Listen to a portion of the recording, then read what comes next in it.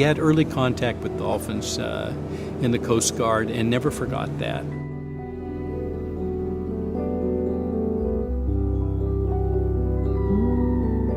Dr. Upledger says when we go to see the dolphins, we should we should behave as though we're moving into their living room. We're moving into their world.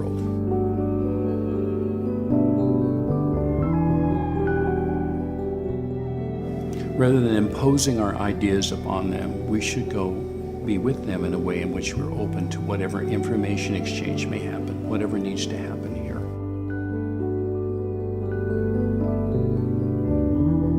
What is our intention? And we say that we are with dolphins, and our intention is for free and willing interaction with dolphins, with intentions for healing.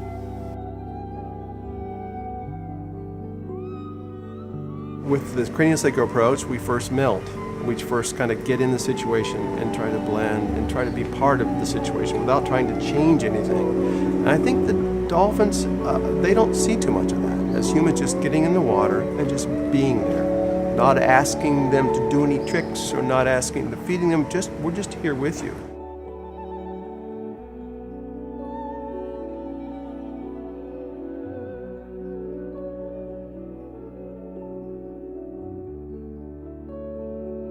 I always tell people watching a craniosacral therapy session is a little bit like watching a sailboat race. If you're on the shore and you see the boat out on the distance, it may not look like much is going on. But if you're on the boat, you get to feel the waves and the wind and the rocking and all the different things. And that's what it's like for a patient who is very in tune with their body. They can feel some of those subtle changes, as it relaxes in the body. And for the therapist who's feeling for the response to their touch.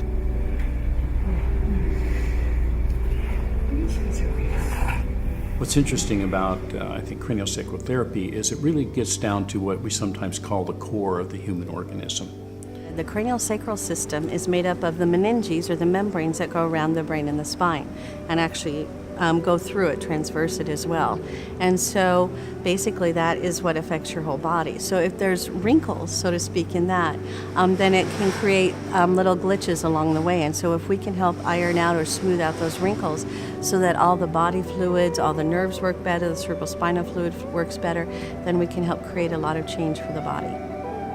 To someone who's not familiar with touch, that may sound kind of, woo to some people. They might not quite understand how that would work. I used to be one of those people myself.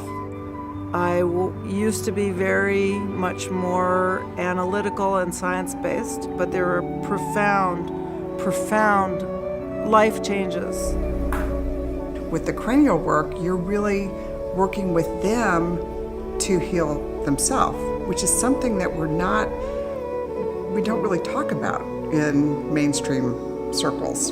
We are listening to their bodies and letting their bodies tell us what they need and honoring who they are and where they're at. The body has many forms of what we call body wisdom. Your heart has heart wisdom, you might say, or it has a certain knowing that happens with. People will even say, I know with my heart. Some people will say, I have a gut reaction, I know with my gut. So we use this system as something that directs us. And Dr. Upledger once said that he finds the inner physician of a person within the craniosacral system. Dr. Upledger was of the mindset that he could see so much change happening, and he actually termed or coined the phrase craniosacral therapy.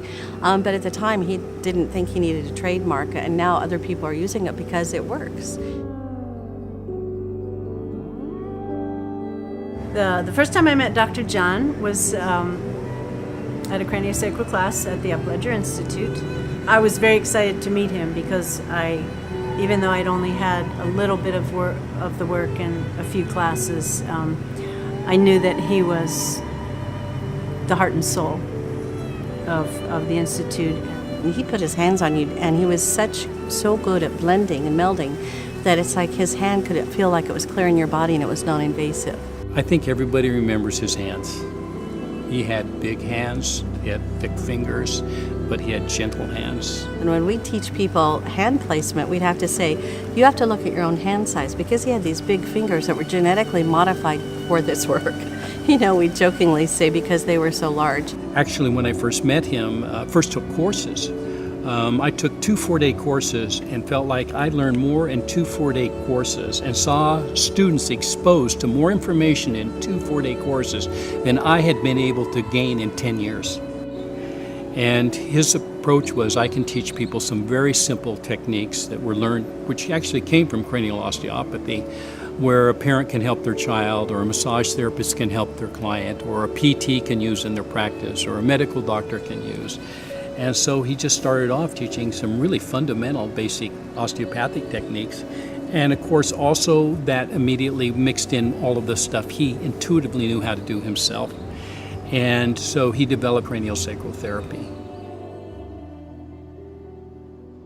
I've known about the dolphin assist therapy, and it has just been an infinite wisdom and knowing and healing that has come through. There's a connection in all of my being, and a deep appreciation of these miraculous beings called dolphins.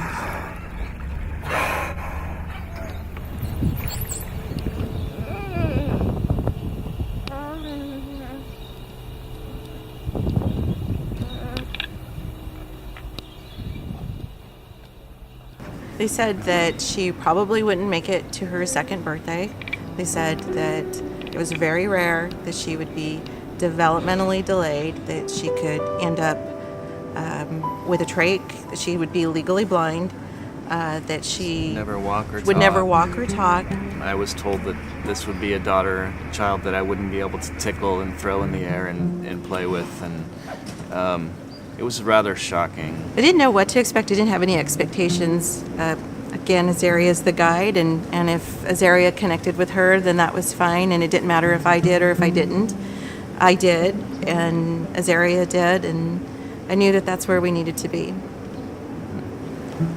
Using craniosacral therapy, what I principally worked on is using Dr. Upledger's model of tuning into Azaria and blending with her in what we call her inner wisdom or her inner physician to see where she guides me. And so it's not always about the seizure. Sometimes there's other issues that her body guides me to want to be worked on. She's had a lot of issues with her spine through the years, and so wanting to have her spine released. Some issues with her neck and her mouth, and wanting to have that released. Her left side, due to brain abnormalities, is contracted, and there's a clinical term for that I can't recall. One of the things I notice immediately when she has craniosacral is it becomes much more relaxed. It doesn't ever completely open, but you can see that she's making a connection with this side of her body.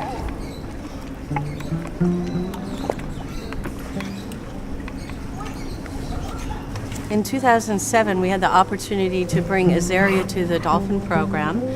We had a scholarship that she could get through the Upledger Foundation, and she came as a patient. She was at a point of her life where she was having the most seizures that she's ever had in her life.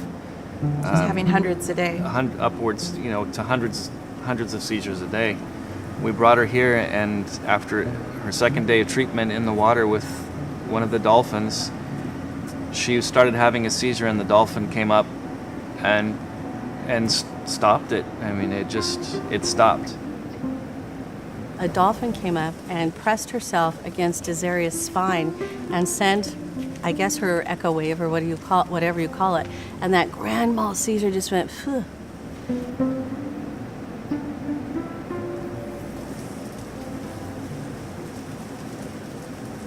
She didn't have another seizure. She didn't have another seizure. The entire time we were here.